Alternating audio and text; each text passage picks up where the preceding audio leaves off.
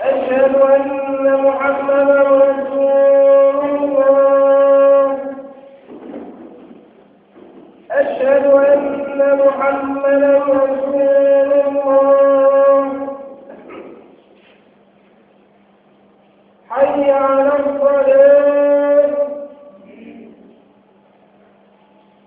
حي على الصلاة.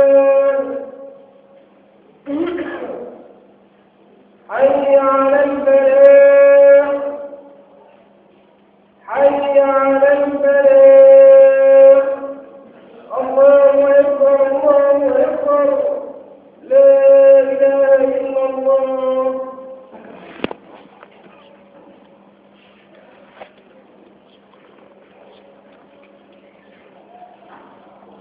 الحمد لله رب العالمين، والعاقبة للمتقين، ولا عدوان إلا على الظالمين.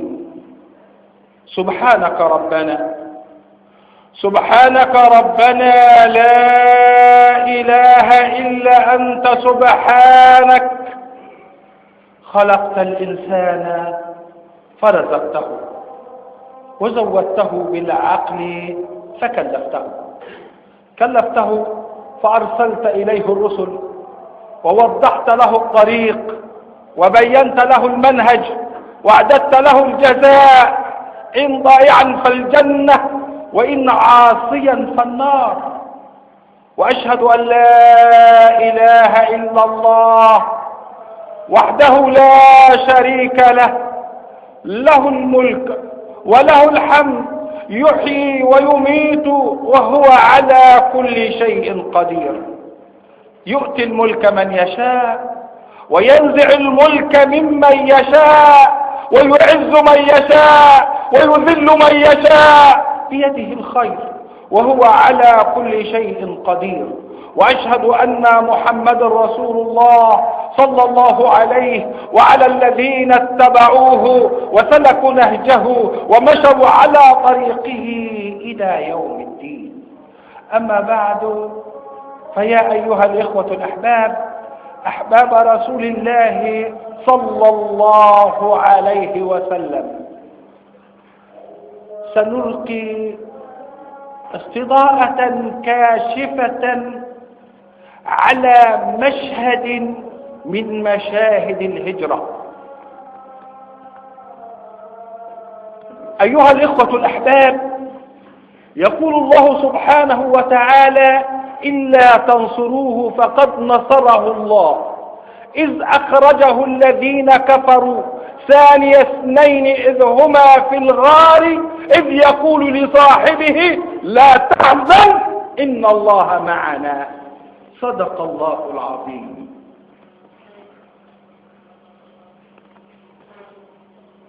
هذه آيات من الله سبحانه وتعالى توضح لنا أننا لا بد أن ننصر الرسول صلوات الله وسلامه عليه كما نصره الله سبحانه وتعالى. وأما المشهد أيها الإخوة الأحباب، أحباب رسول الله صلى الله عليه وسلم، فلنشهده ونراه سويا. يجتمع 40 شابا من كل قبيلة شاب، وهذا المشهد يذكرنا بالقوات الأممية أو حلف الأطلنطي، حيث يجتمع هؤلاء الشباب يتآمرون على قتل المصطفى صلوات الله وسلامه عليه. ولماذا تتآمر هذه القوات لقتل المصطفى صلى الله عليه وسلم ما أشبه الليلة بالبارحة. من هم الذين كانوا يعارضون دعوة النبي صلى الله عليه وسلم؟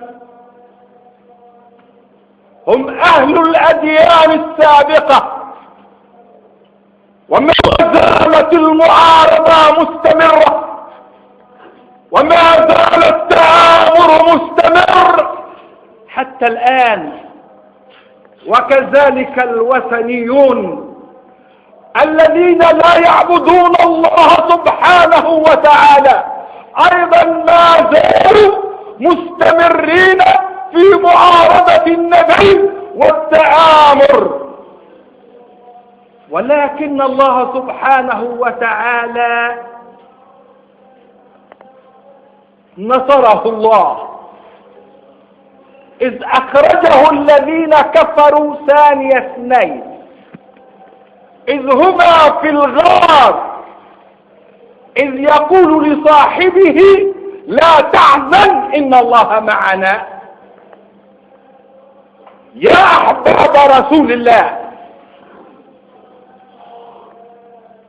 لو نظرنا إلى قول الله تعالى على لسان المصطفى صلى الله عليه وسلم لا تحزن إن الله معنا، لو كنا نحن في معية الله كما كان المصطفى صلى الله عليه وسلم في معية الله فلا نحزن مهما مرت بنا ظروف قاسية. أحباب رسول الله، يجتمع المشركون لقتل حبيبكم النبي ويتآمرون ويجمعون قوات أممية لقتل المصطفى صلى الله عليه وسلم. هل كان المصطفى صلوات الله وسلامه عليه وحاشا لله قاتلا؟ هل كان سفاك دماء؟ لا والله أيها الأخوة الأحباب، إنه لرؤوف رحيم كما وصفه الله سبحانه وتعالى، وإنه الصادق الأمين كما وصفوه هم، وإنهم يعرفونه كما يعرفون أبناءهم، ومعرفته لهم أشد. ولماذا المعارضة؟ ولماذا التآمر؟ وما زال إلى وقتنا الحاضر وها نحن فيه لوقف الدعوة الإسلامية، لوقف لا إله إلا الله محمد رسول الله، لوقف شرع الله.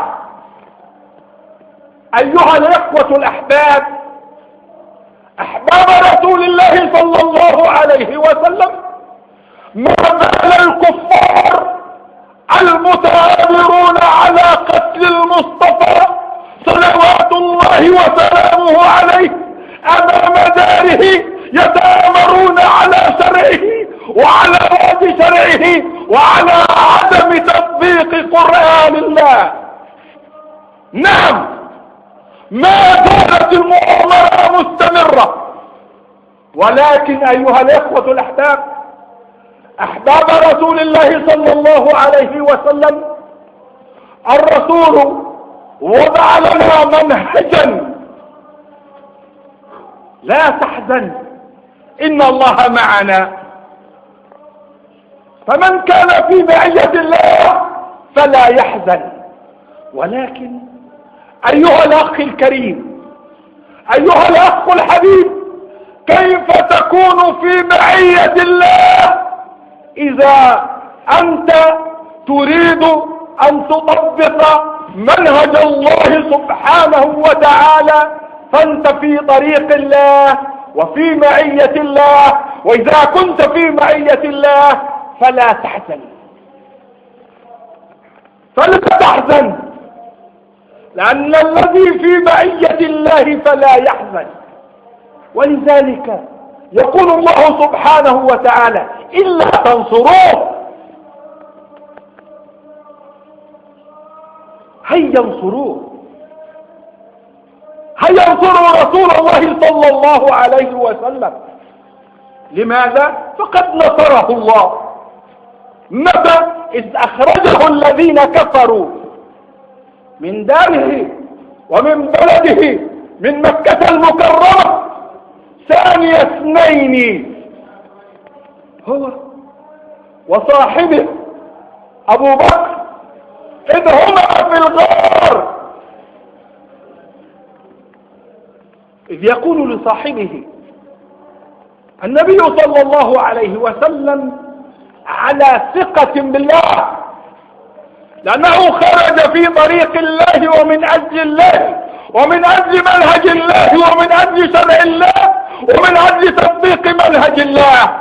إذ يقول لصاحبه عندما كان صاحبه يسأله: يا رسول الله إنهم أمام الغار، لو نظر أحد تحت قدميه لرآنا. فيقول له الرسول صلى الله عليه وسلم إذ يقول لصاحبه أبو بكر: لا تحزن إن الله معنا. فإذا كنا في معية الله سبحانه وتعالى وجئنا ابتغاء مرضات الله سبحانه وتعالى وأردنا أن نطبق منهج الله الذين يخيفون منه الناس، وهو جاء من أجل الناس وجاء من أجل البشر، نجد نداء كثيرا في القرآن الكريم يقول: يا أيها الناس، لأن القرآن الكريم جاء من أجل الناس وتطبيقه من أجل الناس ومن أجل حقوق الناس ومن أجل إعمار البشر. لا حق لإنسان يستطيع أن يحصل عليه إلا في شرع الله وفي منهج الله، لأنه هذا الشرع جاء من عند الله سبحانه وتعالى.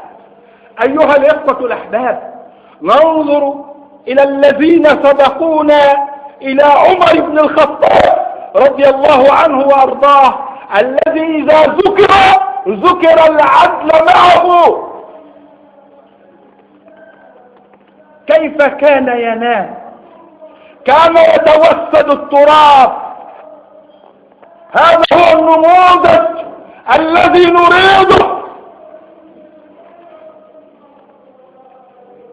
أعرفت من القصة التي كانت جلبابه فيه طويلا عندما كان يخطب الناس فقال: اسمعوا واطيعوا، فهب رجل من الناس وقال: لا سمع ولا طاعة، لا بد أن نعرف من أين طال ثوبك. فقال: قم يا عبد الله بن عمر وقل لهم. فقال لهم: أعطيت ثوبي لأبي لكي يطيل ثوبه. فقال الرجل: الآن سمع وطاعة، الآن سمع وطاعة. عمر بن الخطاب في عام الرمادة كانت بطنه تصدر أصواتا، فكان يقول لها: قرقري أو لا تقرقري، لا تأكلي إلا الخل والزيت. هذا النموذج الذي نريده لنطبق منهج الله سبحانه وتعالى. لا نريد أصحاب القصور العالية وأصحاب الفرش الوثيرة وأصحاب الأزواج المتعددة وأصحاب الطرف وأصحاب الأموال، يريدون أن يحكمون جياع وهم يملكون الأموال وزعوا أموالكم على فقرائكم قبل أن تحكموهم. وزعوا أموالكم على فقرائكم قبل أن تكونوا حكاما لهم.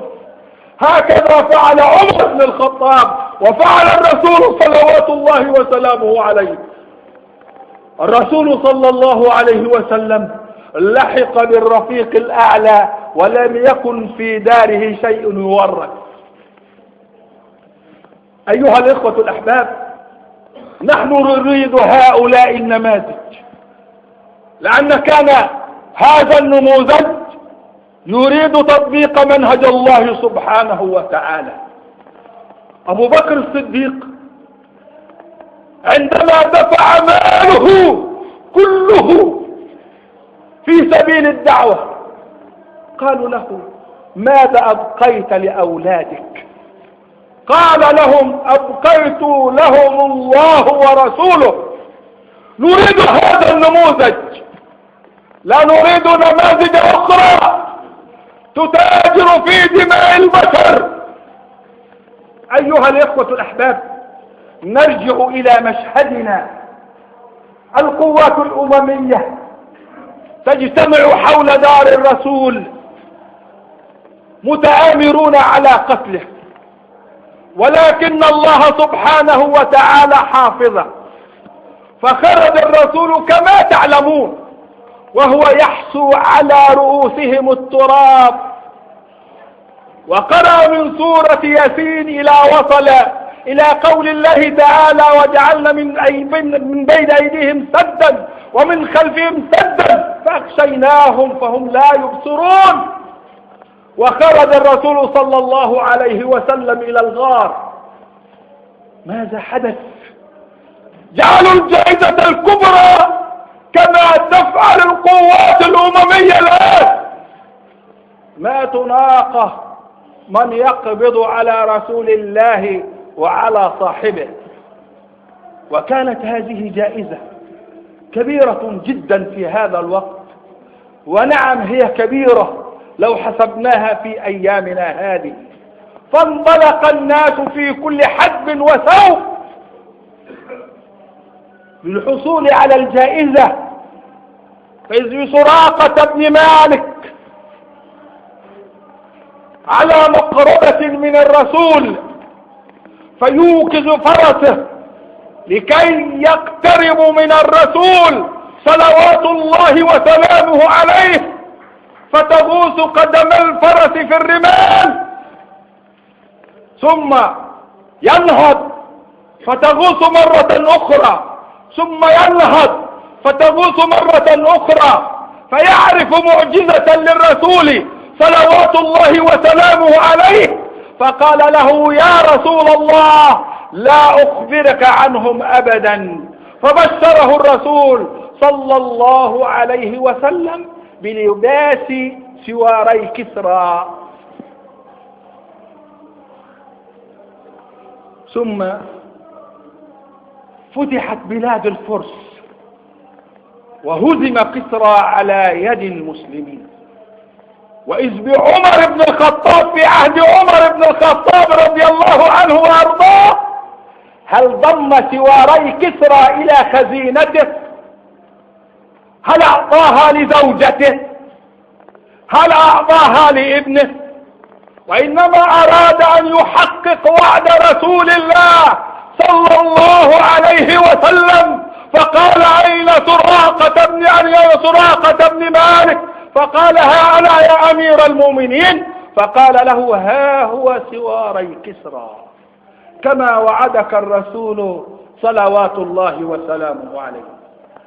أيها الإخوة الأحباب، هذا مشهد واحد من مشاهد الهجرة،